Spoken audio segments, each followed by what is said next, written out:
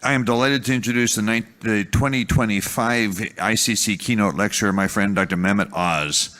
Mehmet received his undergraduate degree from Harvard and a joint MD and MBA from Penn. He's a technically superb surgeon, a coronary specialist back in the day, and a brilliant intellect with boundless energy. He had a very successful career in academic cardiothoracic surgery and then went on to have an equally successful career as a television personality, author, and healthcare advocate. Not content with just two extremely successful careers, Mehmet has recently reinvented himself as a politician and public service servant at a very high level. He presently serves as the administrator, which is the director, of the Center for Medicare and Medicaid Services of the federal government, managing a budget of approximately $1.8 trillion. Just for perspective, that's larger than the national budget of any nation on earth except the United States. He's also a very kind and generous person. I recall him welcoming me warmly to New York when I moved here in 2014. It's a great and special privilege for us to welcome one of our own, a coronary surgeon who now holds a major leadership role in American healthcare and has a tremendous influence globally, to be the 2025 ICC keynote speaker. Dr. Oz.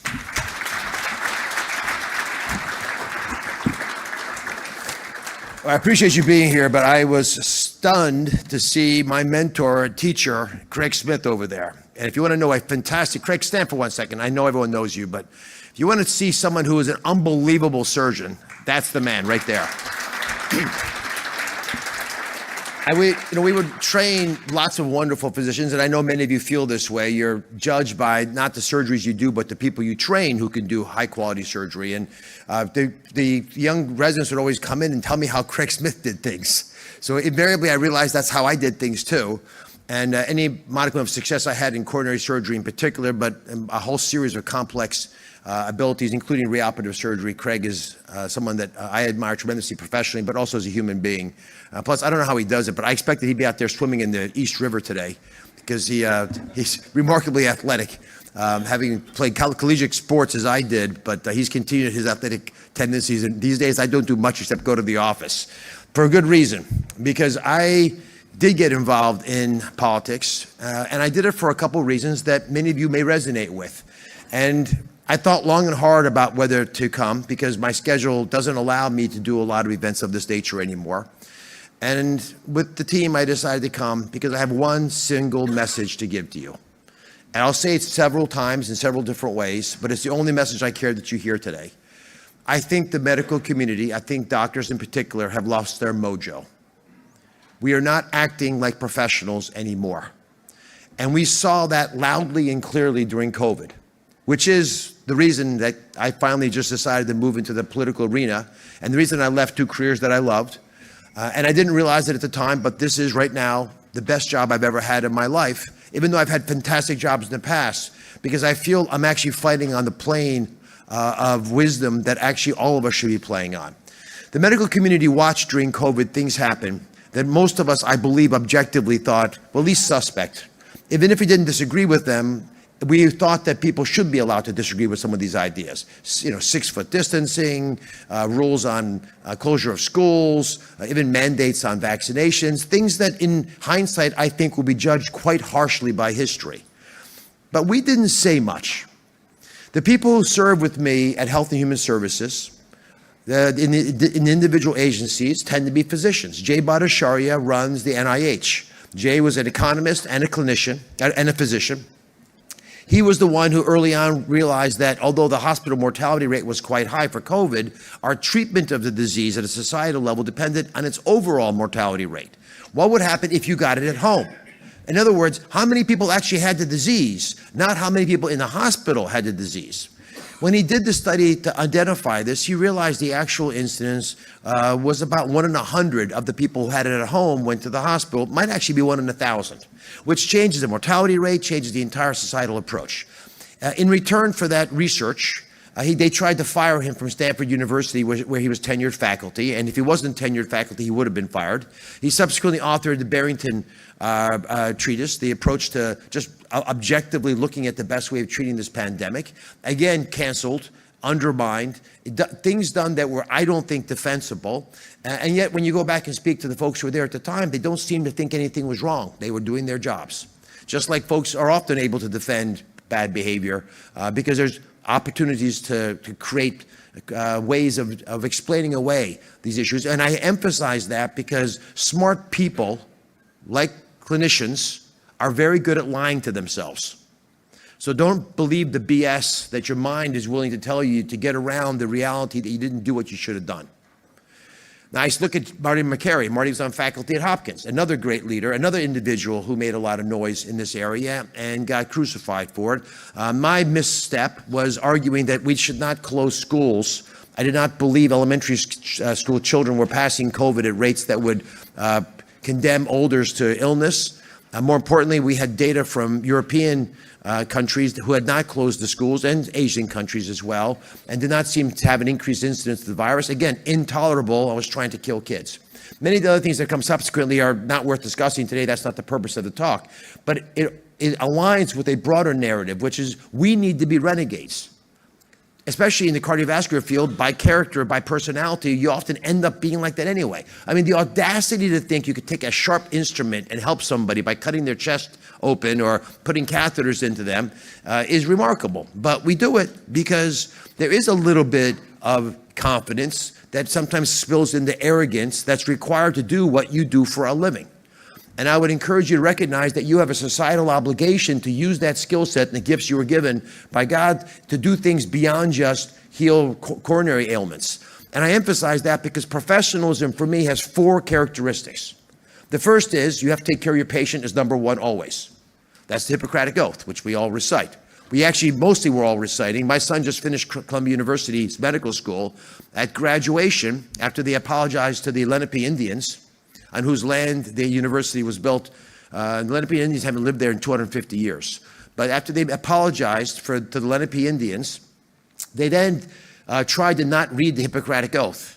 Instead, they had a better oath, they felt, that was mostly an apology of all the things they had transgressed in order to actually learn medicine at Columbia, including taking in uninsured individuals into the hospital and not treating them the same way as everybody else. I mean, a whole litany of issues. The student body revolted. The student body.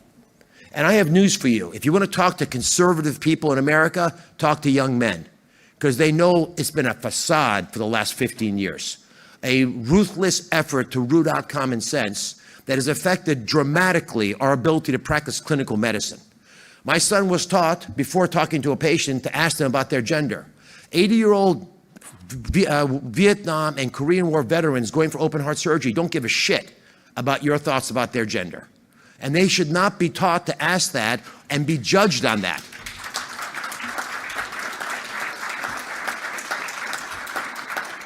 He was taught how to separate a child from the parents. You can ask them about gender issues because there are times when you may want to intervene. Again, I don't think that's appropriate. Some might call it grooming, but we have taken a firm stance against gender rejecting surgery because we don't think there's clinical evidence to justify it. But we shouldn't have to do that at the level of government. Clinicians should have spoken up. And what I have learned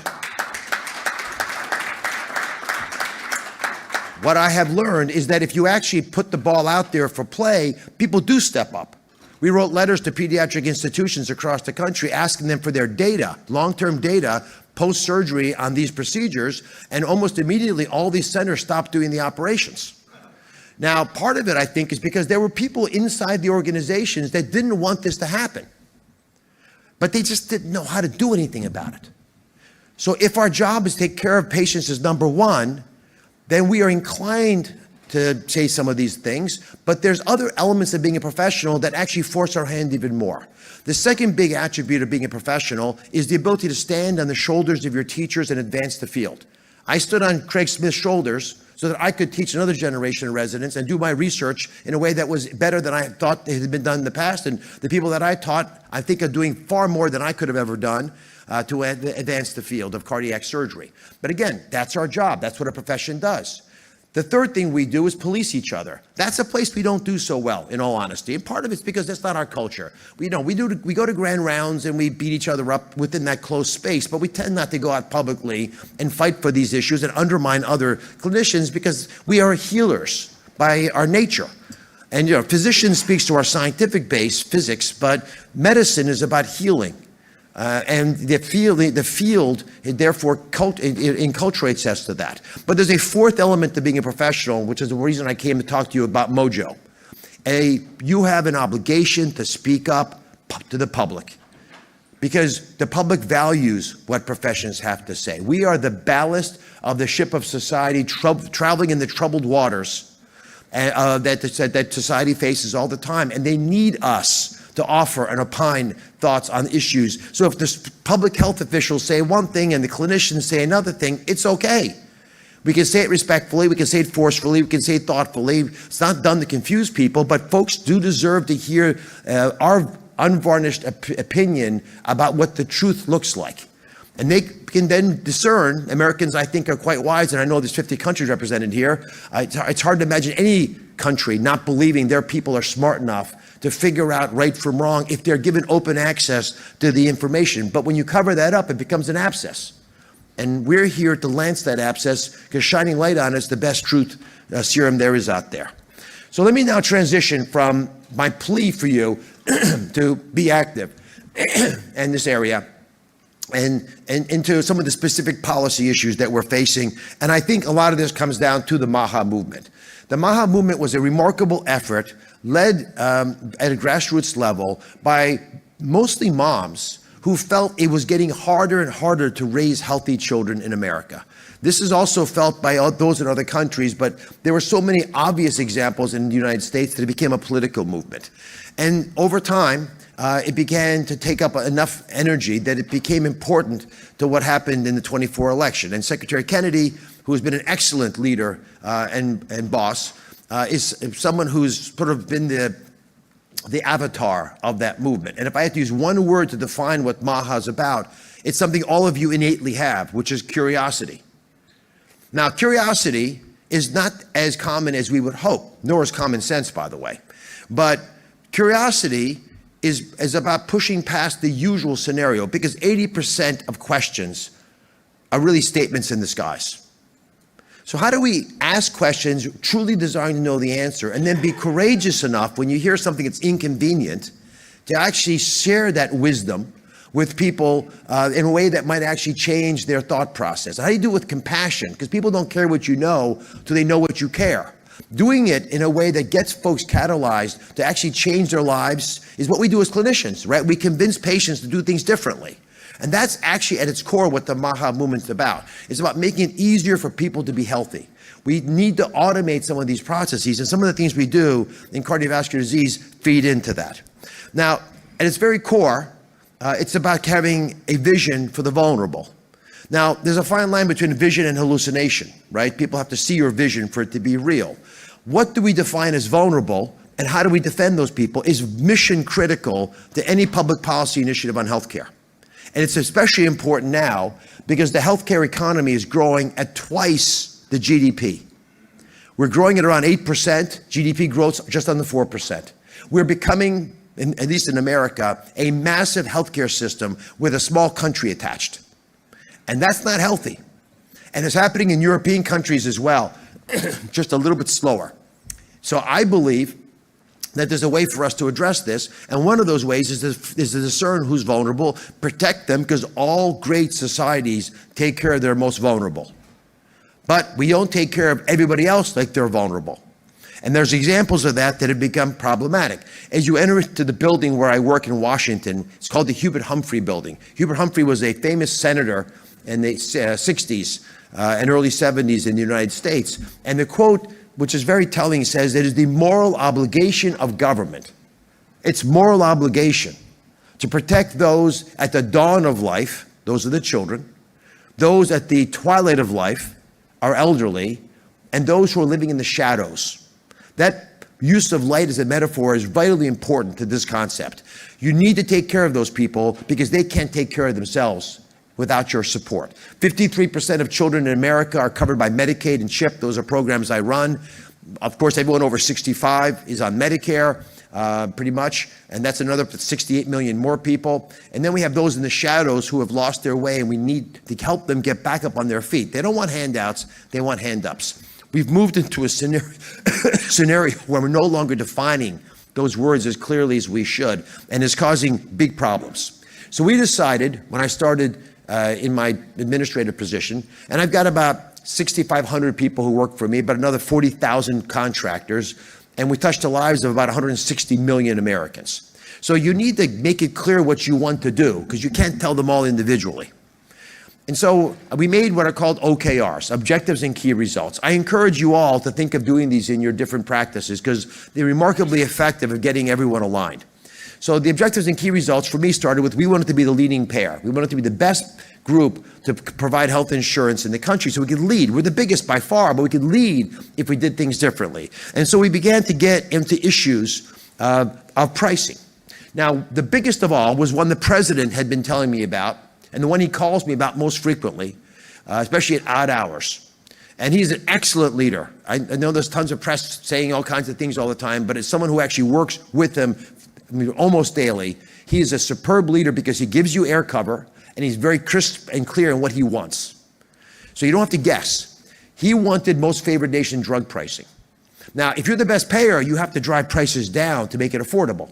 And one of the things we in America have tolerated for far too long is that the average American price for a drug, a brand drug, is 3 times higher than the same drug made in the same factory, even in this country, would sell for in Europe or in developed countries in Asia. 3 times more.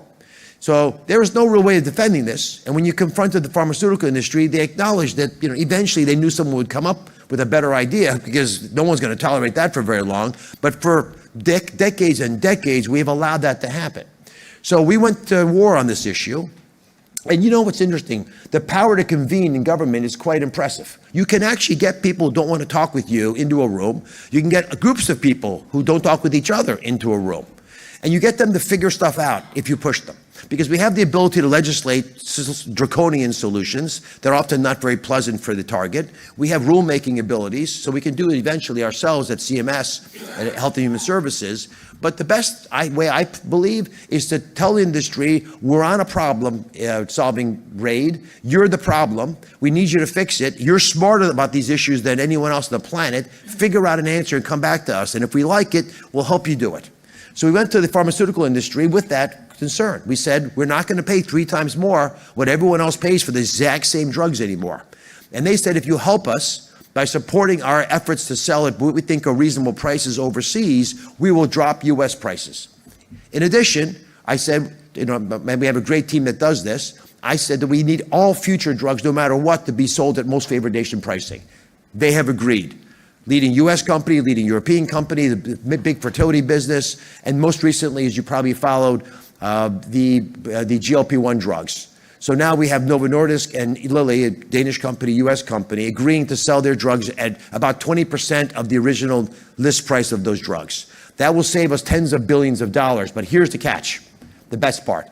We have looked at the numbers. We believe we will save the taxpayer money within 2 years of implementing this program, which we're doing now, because it will save us so much with downstream complications from especially hypertension and diabetes, the 2 conditions that drive most of the coronary disease that you're all busy fixing. And so we think we'll actually be able to cut off at that head a lot of the problems that are subsequently costing us immense amounts of money. And the number one DRG, number one expense we have in this country for healthcare is heart failure, because we don't have the kinds of solutions that are sustainable long term. And I look at many of the faces I recognize in the audience. We've been there, all of us, in situations where we know we're stuck. We don't have a better answer. We wish we could have intervened earlier.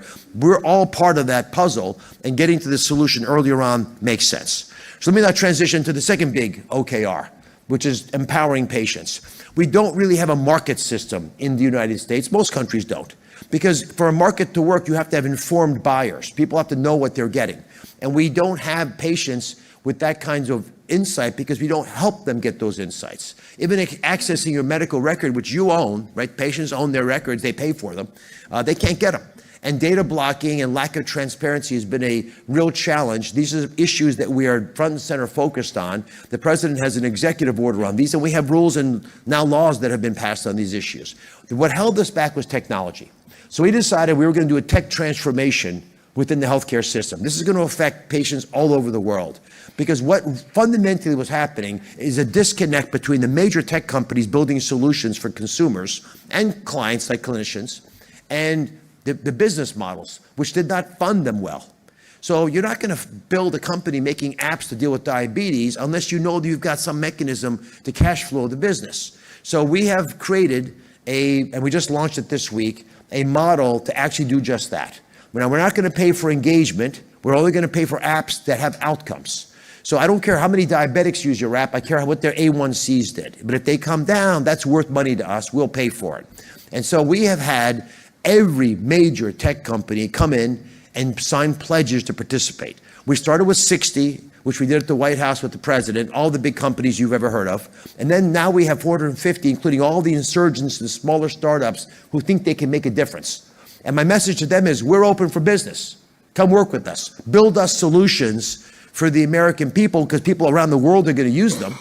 And once you have that business model established here and you're funded and you're be able to learn from your errors and improve your offering, scale it around the planet, because it doesn't cost more to do that. And let's build the preventive tools and the information tools that patients need to make wise decisions. So I saw, for example, 2 companies this week. One is an AI model that is better than any clinician, even armed with up-to-date and any tool they desire, in making diagnoses. Now, it's not perfect, so it still has other issues you got to deal with, but it's better than the average doctor.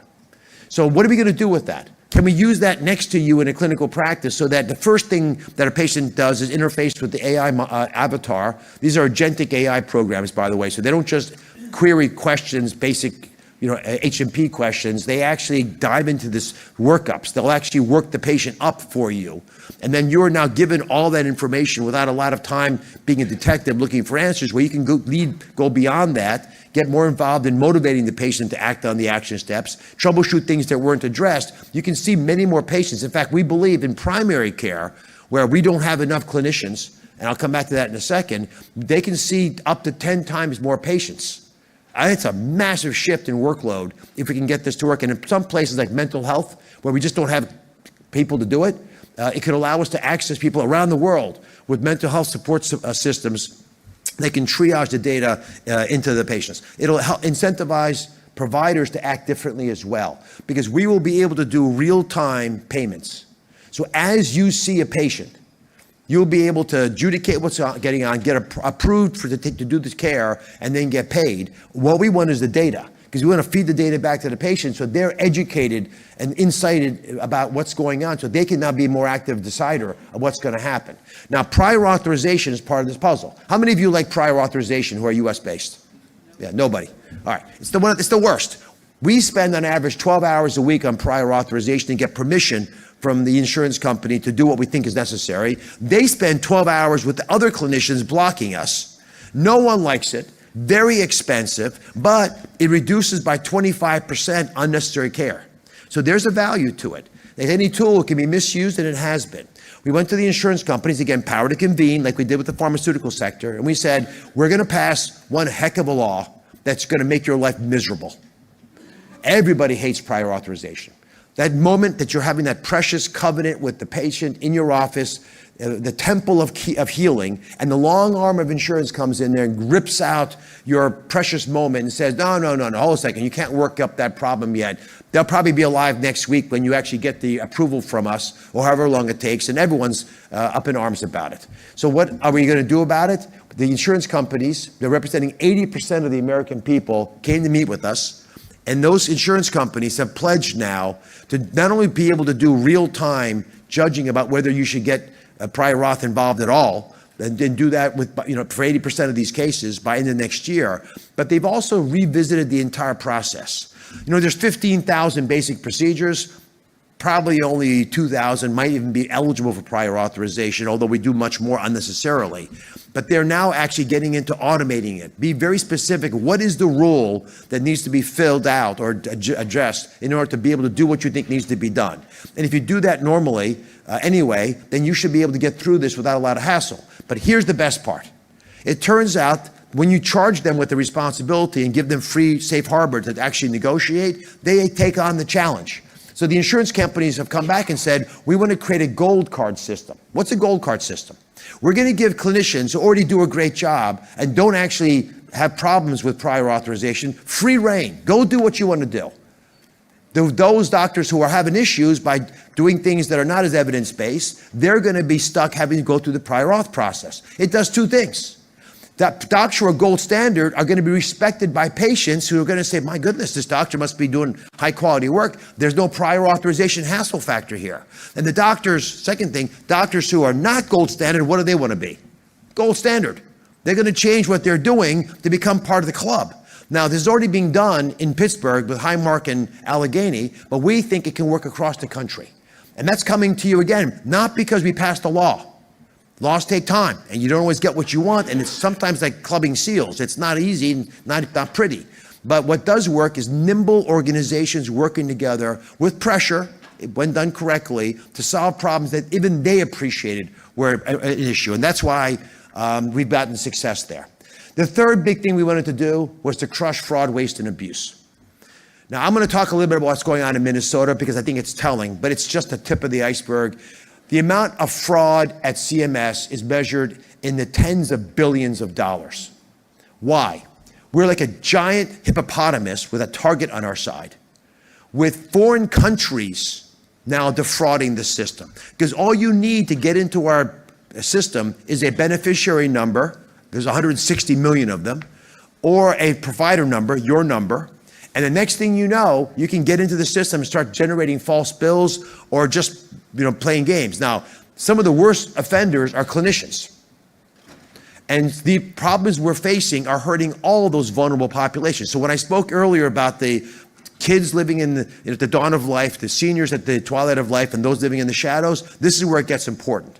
Because if you defraud the system, you're hurting those people. So right now in Minnesota, we have had to put a moratorium on some of the different providers, and we've also been forced to shut down some systems. We had to do it because the amount of fraud was so out of control and it was over $1 billion that had been taken just in that one state, just recently. But the amount of fraud was so great, we didn't have a better way of dealing with it. Now, normally you just take out the bad guys. But if you can't tell, and everyone seems to be looking the other way when bad stuff happens, you take the whole village out. And that's actually what's going on. They started with issues like transportation to the hospital or giving autistic kids extra educational support.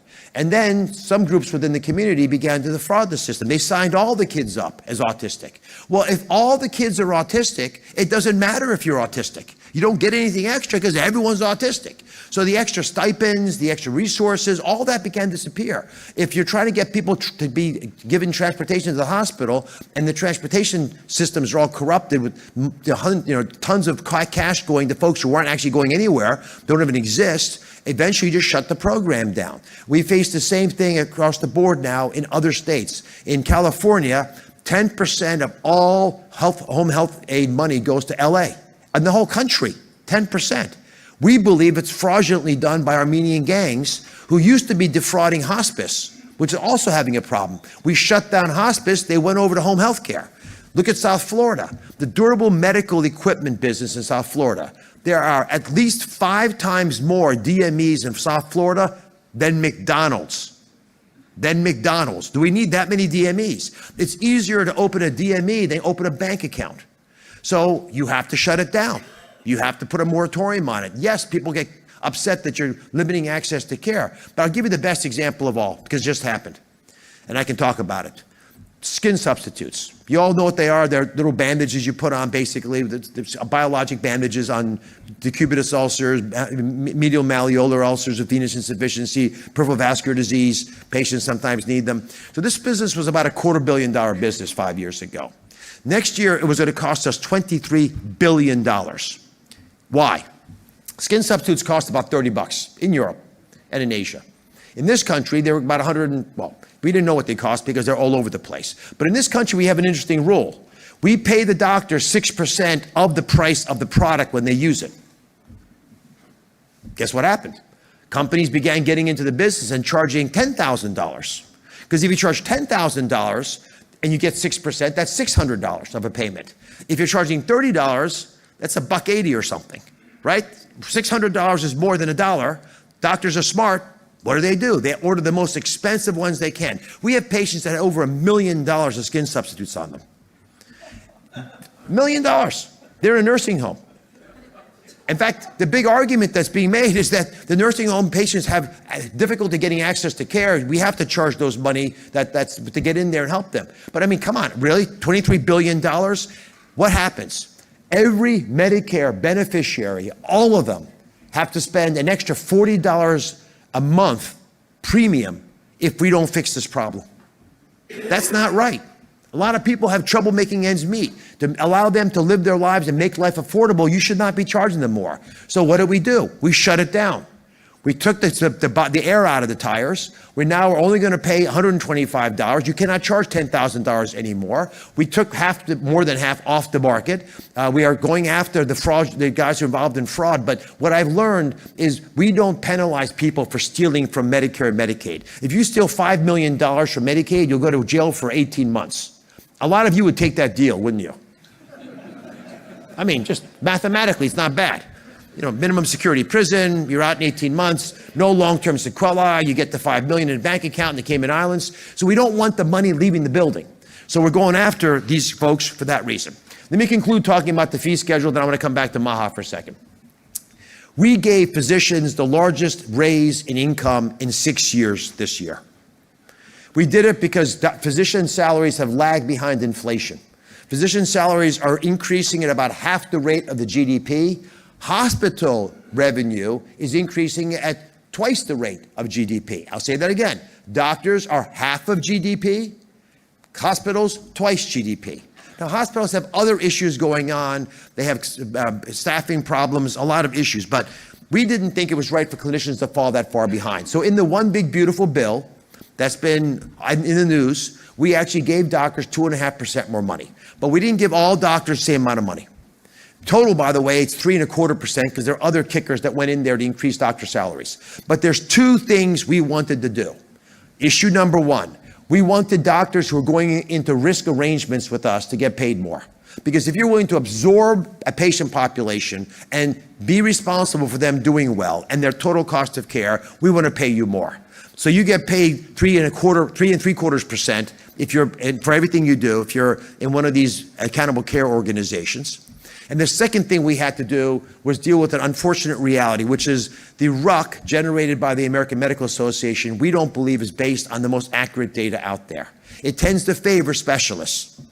So we are desirous of real-time data, on-the-ground data from EMRs to drive our decision-making. When we began trying to use that data, the routinely widely available data, we came up with an interesting observation. There is an inherent efficiency that happens when specialists do things. We get better at what we do. We troubleshoot, we think, we work as teams. There's an efficiency that native to what we do, particularly in cardiovascular disease, that was equal to that of orthopedics, neurosurgery, et cetera. So across the board, we took specialty revenue down 2.5%. And we didn't take the money, we gave all that money to primary care. Why? We don't have enough primary care clinicians. In my son's graduating medical school class, even though 80% of the kids were basically free, with the hope that it would actually encourage more kids to go into primary care, I didn't know anybody who went into primary care. It's just hard to do and make ends meet. The job just isn't fun anymore, and there's a lot of burnout because of all the paperwork associated. So we're helping on the burnout part and the paperwork part, and I think the tech transformation will support that. But on the other side of the equation, we've got a problem with just basic salaries and income. So they have a little bit more money in their pockets to run their barely sustainable practices because we have maybe half the primary care doctors that we could use in this country. Now again, tech solutions, AI are going to help primary care a lot, but we still have to make it affordable. The other thing we're doing is the Rural Health Transformation Fund.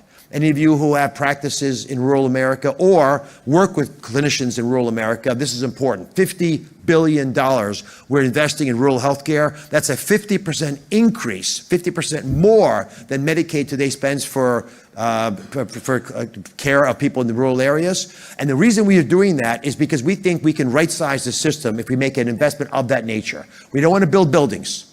We want clinical services to be improved. So I'll give you a good example.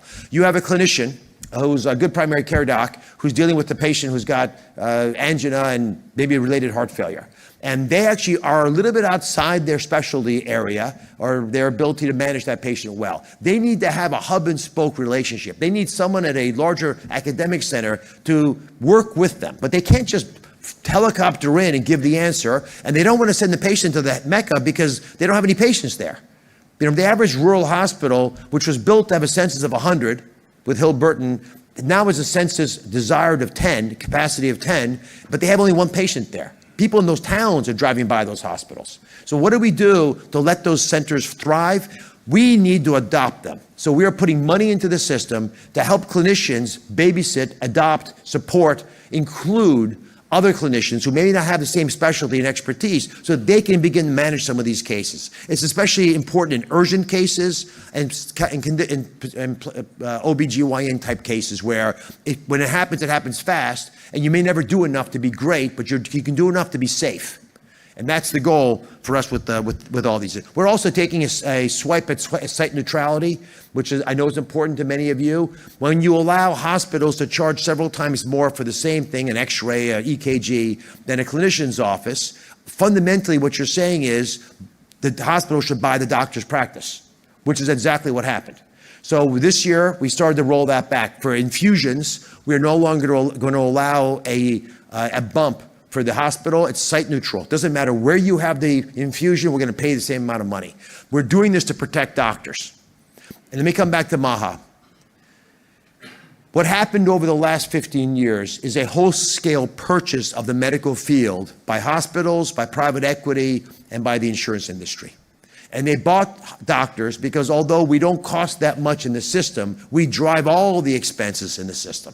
A primary care doctor might be, salary $150,000, but they drive $20 million of billing. So by buying the doctors, owning them, telling them what to do, making them a widget, a cog in the wheel of the medical industrial complex, you actually can control costs in ways that for top line looks pretty good. But the bottom line, which is the quality of care, gets compromised at times because clinicians aren't able to do what they think need to be done. So we're taking on these issues by changing the incentives, because the one lesson I want to leave you with in terms of what I need to think about every day is the most important thing about money is not that I get to spend it, it's that I can incentivize people to do things differently because of it. When I went to business school, and when I was a joint MD, MBA student, I didn't go to invest my portfolio. I went to business school because I realized even in medical school that much of what we did was driven by financial incentives, which is fine. You want them to be the right financial incentives that actually encourage high quality care, value-based approaches to dealing with issues, not a desire to churn more effort, more widgets out of the machine because you get paid more for it. And so by reducing numbers of codes, streamlining care, reducing paperwork, building efficiency, taking out MIPS. We're starting to cut back on some of the measurement tools we're asking you to give us because we don't think they matter. The severity of illness criteria, the coding that we do for that predicts maybe predicts 15% of the severity of illness of the patient next year. They don't work that well. And we can automate much of this anyway, just as you with ambient AI listening to your conversation with a patient, we can collect more data to educate our decision-making process and reimbursements effectively anyway. But let me take you back to Maha for a second. My father came to this country from Turkey, and as an immigrant, he'd been educated, by the way, in the Second World War, so he had a tremendous number of Jewish clinicians who had fled Europe to Istanbul and had educated him. So the United States knew that, and they were recruiting Turkish doctors. He got here and he could not believe America existed. It just was this shining city on the hill that Reagan described, but in earnest. He was so proud to be allowed to practice medicine here. He had lots of flaws like we all do, but the one thing he always respected was the fact that we had autonomy in America to do things, to say what we believed was important. What we have now realized is that much of what's holding us back is holding us back because we don't have, from the inside of medicine, a desire to push back.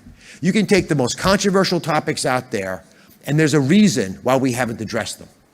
And I think the ultimate salvation for the healthcare system is because people like you, which is why I came up to visit from DC, start to take the mantle, the responsibility, but the baton, the torch, and begin to shake it and say, I've had enough.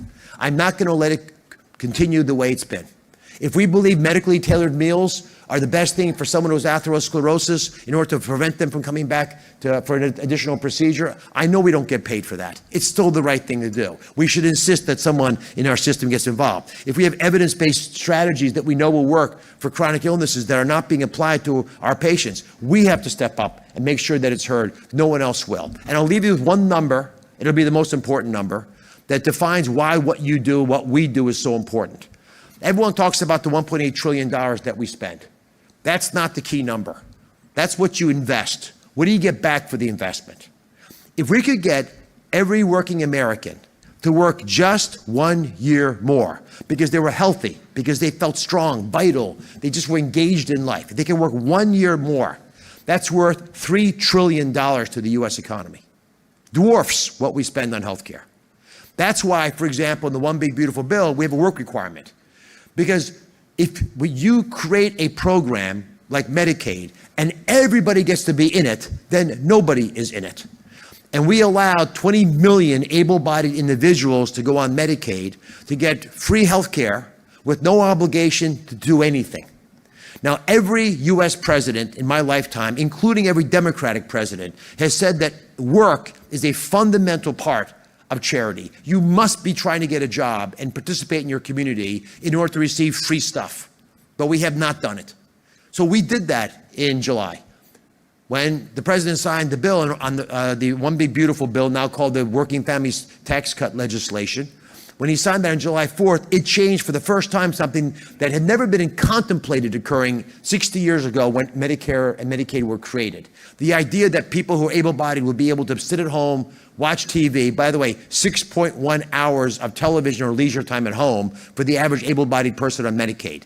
And then they start using drugs because nobody wants to sit at home for 6.1 hours a day doing nothing.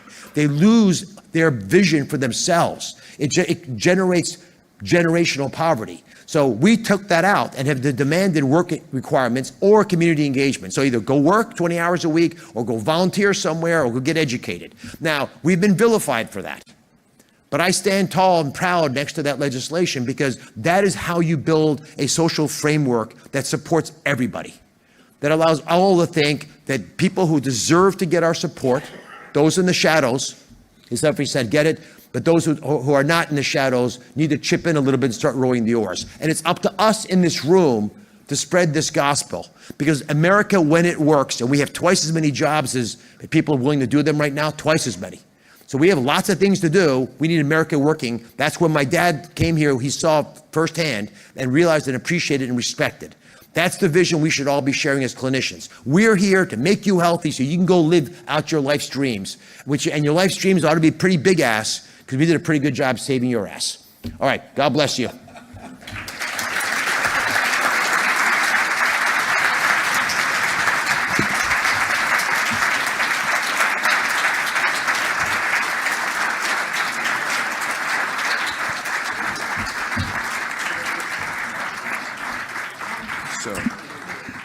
Mehmet, we have a tiny token of our gratitude from the International Coronary Congress for your willingness to be here today and share your thoughts as our keynote speaker. Thank you very much. Thank you. God bless you all. Take care.